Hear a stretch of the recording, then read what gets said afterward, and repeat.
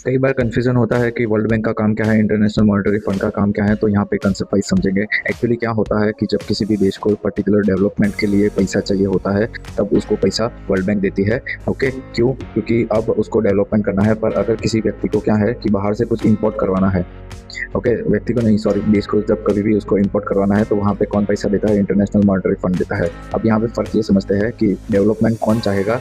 जो पहले से ही सेल्फ सफिशिएंट है या फिर जिसका बेसिक नीड क्या है वो अपना फुलफिल कर सकता है, तब वो क्या है वर्ल्ड बैंक के पास जाएगा और वर्ल्ड बैंक उसे डेवलपमेंट के लिए फंड देगा। डेवलपमेंट में क्या क्या आ जाता है? रोड एंड बिल्डिंग आ जाता है, वहाँ पे अगर हमें हेल्थ एज फैसिलिटीज़ क्रिएट करनी है तो वो भी आ जाती है, और वहाँ पे अगर हमें एजुकेशन फैसिलिटीज़ क्रिएट करनी है तो वो भी आ जाता है।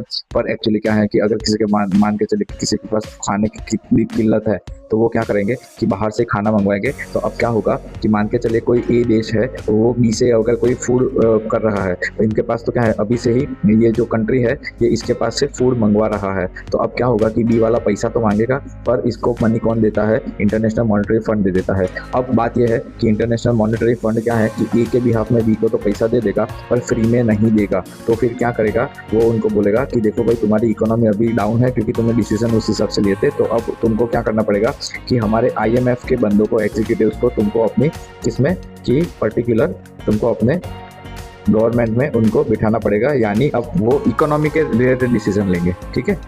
तो ये था वर्ल्ड बैंक और आईएमएफ का क्या है कि डिफरेंस। धन्यवाद।